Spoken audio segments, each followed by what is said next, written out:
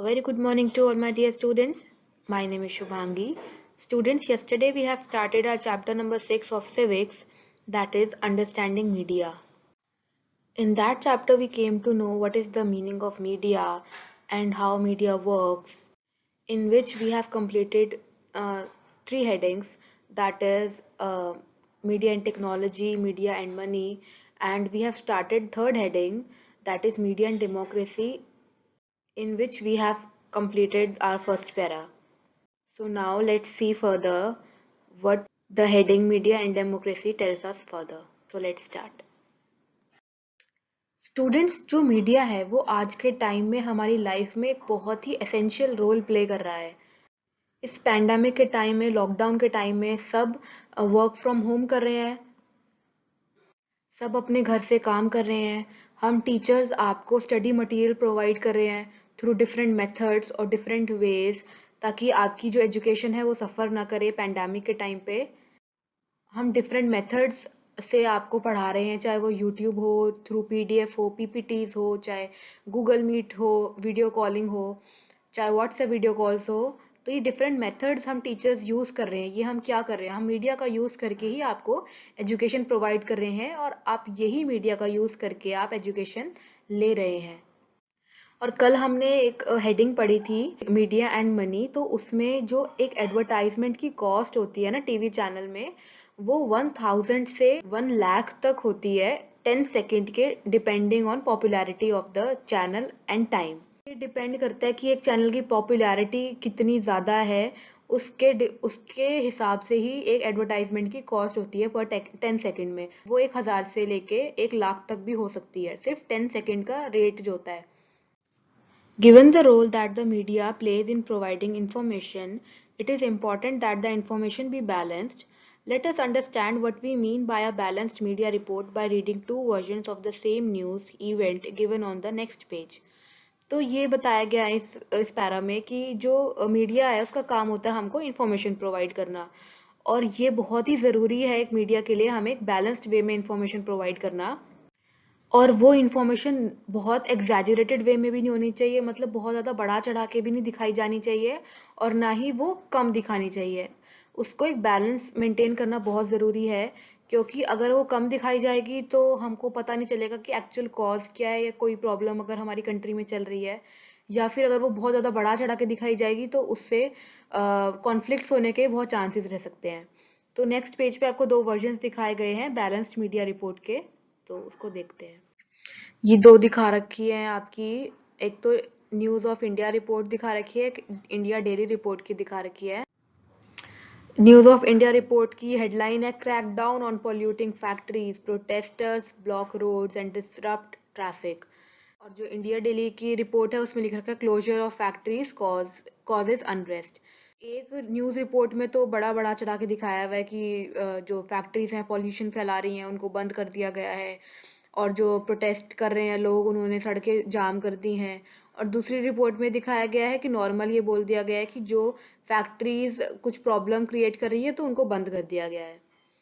तो इसके बारे में हम रीड करते हैं। The fact is that if you had read either newspaper you would only know one side of the story. If you have read the news of India, you would most likely think of the protesters as a nuisance. They are disrupting traffic and continually polluting the city with their factories, leave you with a bad impression about them. But on the other hand, if you read the story in the India Daily, you would know that the protests are because a lot of livelihood will be lost if the factories close because of the relocation efforts have not been adequate.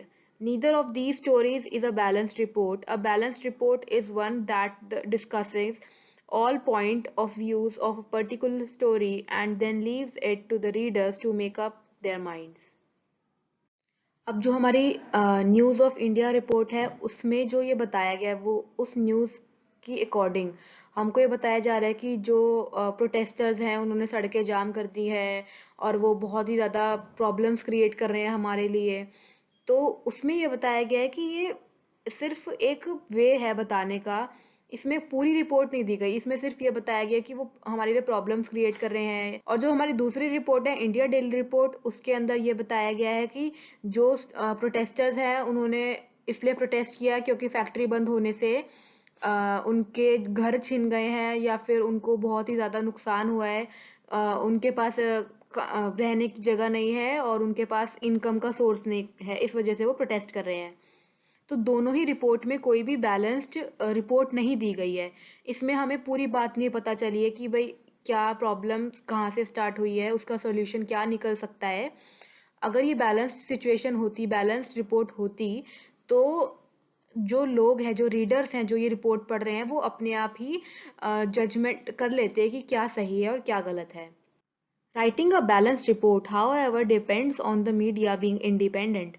An independent media means that no one should control and influence its coverage of news. तो जो balance report लिखना, वो सबसे बड़ा depend करता है कि एक जो मीडिया है वो इंडिपेंडेंट है, मतलब उसका कंट्रोल ना हो किसी के ऊपर, ना गवर्नमेंट का, ना ही किसी पॉलिटिशियन का, ना ही कोई बड़ी अमीर बिजनेसमैन का। वो इंडिपेंडेंट मीडिया होनी चाहिए, बिना किसी दबाव के वो अपनी न्यूज़ लोगों तक पहुंचा सके और करेक्ट वे में पहुंचा सके।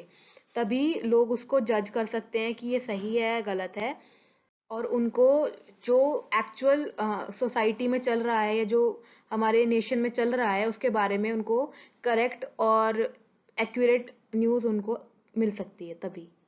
No one should tell the media what can be included and what should not be included in a news story.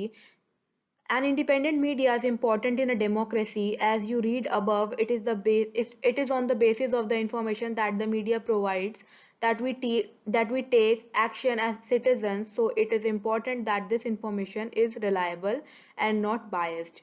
यही बताया गया है इसके अंदर कि जो मीडिया है उसको कोई बताने वाला नहीं होना चाहिए कि तुम्हें अपनी न्यूज़ में क्या दिखाना है और क्या नहीं दिखाना है। जो मीडिया है वो इंडिपेंडेंट होनी चाहिए, ये बहुत ही इम्पोर्टेंट है एक डेमोक्रेटिक कंट्री के लिए। अब फॉर एग्जांपल अगर आप चाइना की बात देखें तो चाइना का जो न्यूज़ चैनल है ना, जो भी मीडिया है वहाँ की, वो इंडिपेंडेंट नहीं है। वहाँ पे जो उनका लीडर है ना, उनका बहुत ही ज़्यादा इन्फ्लुएंस है, वहाँ की जो गवर्नमेंट है उनका न्यूज़ के ऊपर बहुत ही ज़्यादा इन्फ्लुएंस है। चाइना की कोई भी उनके कंट्री में कुछ भी अगर चल रहा होता है ना, तो वो बहुत इजीली हमें पता नहीं चलता कि वहाँ पे क्या चल रहा है क्या नहीं चल रहा। जितनी न्यूज़ वो पूरी दुनिया को दिखाना चाहते हैं उतनी ही न्यूज़ बाहर आती है, और बाकी न्यूज़ का किसी को पता नहीं चलता दुनिया में कि वहाँ पे चाइना में चल क्या रहा है। तो वहाँ पे क्या गवर्नमेंट का पूरा कंट्रोल है मीडिया के ऊपर, और ये बहुत ही ज़्यादा इम्पोर्टेंट है एक मीडिया के लिए सही इंफॉर्मेशन देना बिना किसी भेदभाव के। However, the reality is that media is far from independent. पर ये सच्चाई ये है कि जो मीडिया है वो बहुत दूर है इंडिपेंडेंस से। This is mainly because of two reasons. The first is the control that the government has on the media. When the government prevents either a new item or scenes from a movie or the lyrics of the song from being shared with the larger public, this is released as the censorship. There have been periods in Indian history where the government censored the media. The worst of these was the emergency between 1975 to 1977. तो ये बताया गया है कि जो media है वो बहुत ही दूर है इंडिपेंडेंस से, क्योंकि इसके दो दो वजहें हैं इसकी। जो सबसे पहली वजह है कि जो गवर्नमेंट है उसका कंट्रोल है मीडिया के ऊपर। गवर्नमेंट सेंसरशिप लगा देती है जो भी मूवीज या कोई सॉन्ग ऐसा रिलीज होता है जिनमें उनको कुछ चीज पसंद नहीं आती है या उनको कुछ प्रॉब्लम लगती है इसमें, तो वो उसमें सेंसरशिप लगा देती है और वो पार्ट, मतलब वो सीन या फिर वो पार्ट ऑफ द लिरिक्स वो उस सॉन्ग में से काट दिया जाता है या फिर उस मूवी से वो सीन काट दिया जाता है सेंसरशिप लगा के। जो सबसे बड़ा टाइम है ये कंट्रोल मीडिया के ऊपर सेंसरशिप लगाने का, वो टाइम था इमरजेंसी का 1975 से 1977 का, जब इंदिरा गांधी जी हमारी प्राइम मिनिस्टर थी। उस टाइम ये इमरजेंसी लगाई गई थी। तो उन्होंने क्या करा था, मीडिया के ऊपर कंट्रोल कर लिया था ताकि वो कोई भी इंफॉर्मेशन लोगों तक ना पहुंचाए, और उन्होंने सेंसरशिप लगा दी थी मीडिया के ऊपर भी। जो हमारे न्यूज़ रिपोर्टर्स हैं, न्यूज़ चैनल्स हैं, सबके ऊपर उन्होंने सेंसरशिप लगा दी थी, न्यूज़ मीडिया के ऊपर सारी। While the government does continue to censor films, it is it does not really censor the media's coverage of news. Despite the absence of censorship by the government, most newspapers nowadays still fail to provide a balanced story. The reason for this are complicated. A person who research the media have said that this happens because business houses control the media. At times, it is in the interest of these businesses to focus on only one side of the story. Media continual needs of money, Media's continual need for money and its link to advertising media that it becomes difficult for media to be reporting against people who give them advertisements. Media is thus no longer considered independent because of its close link to the business. अब इसमें ये बताया गया है कि भले ही जो media है वो फिल्म्स के ऊपर सेंसरशिप लगाए, बट मीडिया ने कभी भी न्यूज़ कवरेज के ऊपर सेंसरशिप नहीं लगाई है, except for that emergency time. उसके बाद मतलब अब कोई सेंसरशिप नहीं लगती है न्यूज़ कवरेजेस के ऊपर। भले ही गवर्नमेंट ही सेंसरशिप ना लगाए किसी भी चीज़ पे, फिर भी जो हमारे न्यूज़पेपर हैं, जो डेली न्यूज़पेपर हम रीड करते हैं, वो भी हमको बैलेंस स्टोरी प्रोवाइड नहीं करते हैं अपनी न्यूज़ के थ्रू, न्यूज़पेपर के थ्रू हमें वो बैलेंस स्टोरी प्रोवाइड नहीं करते हैं। तो इसका रीज़न बहुत ही कॉम्प्लिकेटेड है। जो लोग मीडिया में सर्च करते हैं उन्होंने बताया कि ये जो भी मीडिया है वो कंट्रोल की जाती है बिजनेस हाउसेस से। मतलब जो बड़े बड़े बिजनेसमैन हैं वो ये मीडिया को कंट्रोल करते हैं, और वो क्या है, वो सिर्फ एक ही तरफ की स्टोरी दिखाते हैं ताकि उनको मसाला मिले, मतलब उनको पब्लिसिटी मिले एक तरह से, और पूरी स्टोरी वो प्रोवाइड नहीं करते हैं किसी भी सिनेरियो में, किसी भी वे में। तो उनका क्या है, मीडिया के ऊपर पूरा कंट्रोल रहता है। और मीडिया का जो मतलब डिमांडिंग है, मीडिया बहुत ही डिमांडिंग है पैसों के लिए। इस वजह से क्या है, वो बहुत ही ज़्यादा डिफिकल्ट हो जाता है उन लोगों के खिलाफ रिपोर्ट करना कि जो उन लोगों के लिए एडवर्टाइज कर रहे हैं, जो मीडिया के लिए एडवर्टाइजमेंट्स दे रहे हैं। तो मीडिया के लिए बहुत डिफिकल्ट हो जाता है उन लोगों के खिलाफ एक्शन लेना, या उन लोगों के खिलाफ जाना, उन लोगों के खिलाफ जाके कुछ न्यूज़ दिखाना। जो अगर वो लोग कुछ गलत भी कर रहे हैं तो वो उनकी न्यूज़ नहीं दिखा सकते, क्योंकि पैसा उन लोगों से ही आ रहा है, उन बड़े बड़े बिजनेसमैन से ही वो पैसा उनको मिल रहा है। तो इस वजह से जो मीडिया है उसको इंडिपेंडेंट नहीं कहा गया है, क्योंकि उनका बहुत ही ज़्यादा क्लोज लिंक है बिजनेस से। अब ये सब कुछ बिजनेस बन चुका है, हम ये नहीं कह सकते कि ये सो एंड सो न्यूज़ ये बिल्कुल सही दिखा रहा है। सब कुछ आज के टाइम में बिजनेस है।